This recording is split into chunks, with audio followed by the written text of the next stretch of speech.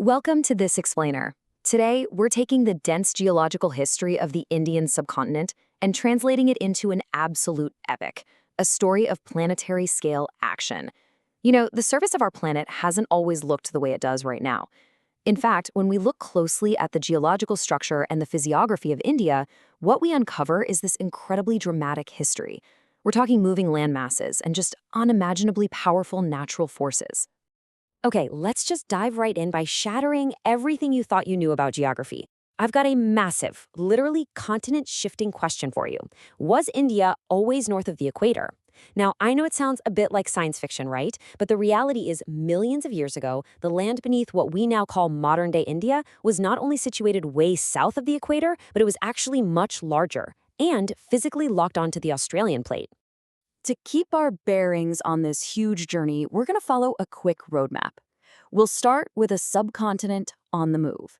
Look at the three core geological blocks, explore the young northern mountains, the vast northern plains, and finally wrap up with the ancient peninsular plateau. All right, Section 1, a subcontinent on the move, and its epic geological journey north. We need to wind the clock back, way back, to really grasp the immense scale of time we're dealing with here. Just think about the sheer scale of that number for a second. Our Earth is roughly 4,600 million, so 4.6 billion years old.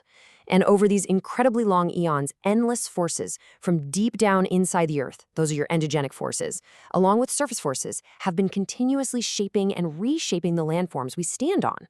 Absolutely nothing you see on a map today was fixed in place from day one. So after physically snapping off from the Australian plate millions of years ago, the Indian plate just began this relentless rush northward.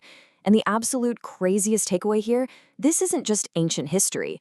That northward movement is still happening right now.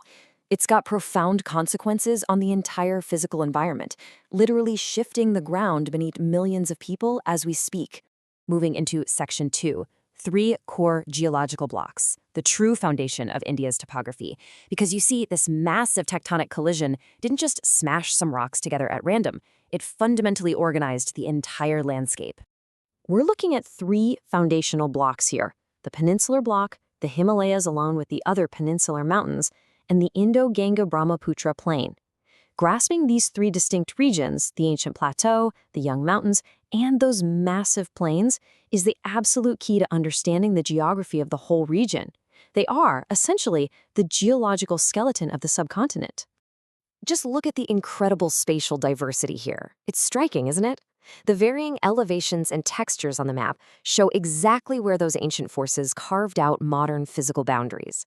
It's a literal snapshot of how deep geological structure dictates the physical geography we see today. And that, in turn, decides everything from our local climate patterns to exactly where we build our biggest cities.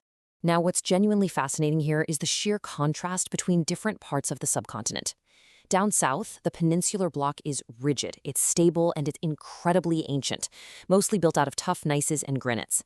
It's basically been standing its ground since the Cambrian period. But then you look north to the Himalayas, and it's a totally different story.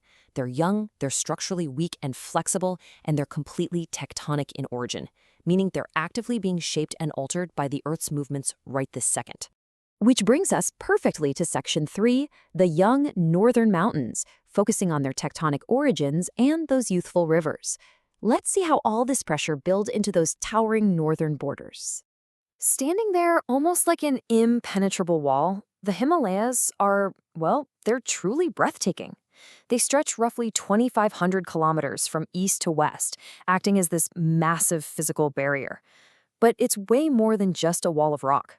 They act as a vital climatic, drainage, and even cultural divide between the Indian subcontinent and Central Asia. But we've got to remember, these mountains are structurally young and honestly pretty weak. And because of that, the fast-flowing rivers that start up high in those peaks are still in their youthful stage. They violently carve their way down the slopes, creating these incredibly dramatic, highly erosive landforms.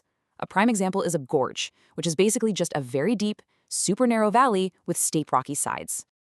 You can clearly see here how aggressively the water has sliced a deep V shape straight down for the solid rock. I mean, this is definitely not a gentle stream. It's a powerful force of nature, and a really visible testament to the massive tectonic action and the uplift that's actively happening in this youthful mountain stage. Shifting gears a bit, let's head to Section 4, the vast northern plains, a massive canvas of silt and alluvium. Let's explore what's waiting immediately south of those rugged peaks. So, the visual shock of this transition is honestly pretty staggering. On the one hand, you've got these brutal, vertical, icy mountain peaks.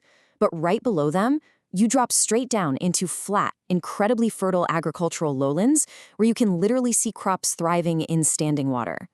This sudden, dramatic shift from barren rocks straight to prime agricultural land is exactly why hundreds of millions of people live there today. But how on earth did we get from one extreme to the other? Well, the answer is buried deep in the past. This entire flat region was originally a massive geosynclinal depression, basically a giant trough. This trough formed during the main mountain building phase around 64 million years ago.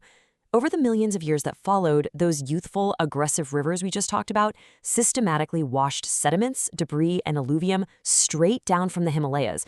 They slowly filled up this giant trough with about 1,000 to 2,000 meters of sediment just to create the flat plains we walk on today. That's a whole lot of mud and rock. Okay, let's track this incredible progression, which was painted entirely by these rivers, as we move from north to south. Right at the base of the mountains, rivers drop their heavy boulders to form the Babard. Get this, the streams actually disappear underground here. Then, further south in the Terai, those streams reemerge, creating this marshy, swampy zone that is just absolutely bursting with wildlife. Continuing south, we hit the Bungar, which is made up of older deposits, and finally the Khadar, the fresh, brand-new floodplains. And finally, Section 5, the ancient peninsular plateau, also known as the stable heartland. Let's dig into the third and absolute oldest geological division of India. Notice this large, kind of irregular triangular region, elevating about 150 to 900 meters above the river plains down in the south. Unlike the young, folded, chaotic terrain of the Himalayas we explored earlier, this ancient block is defined by highly stable features. We're talking rift valleys, wide, shallow river valleys, and relic mountains like the Aravalli Hills. Now, what's really interesting here is how even the borders of this plateau are vastly different from one another. The Western Ghats form this high, continuous wall right along the coast. That's actually why most of the major peninsular rivers originate there. It practically dictates the entire region's water supply. This is a stark contrast to the Eastern Ghats, which are much lower, discontinuous, and heavily broken apart by the very same rivers flowing east out of the Western Ghats straight into the Bay of Bengal. So we've covered the ancient southern plateau, the deeply filled middle plains, and those towering northern mountains. But knowing that the Indian plate is still pushing northward right at this very moment, and knowing that tectonic forces are actively uplifting the Himalayas as we speak, it leaves us with a pretty wild realization. This explainer has shown us exactly how the map of the subcontinent was drawn, but the Earth, it's far from finished. So what do you think this map is going to look like a million years from now? Keep that thought with you, and thanks for joining me on this journey.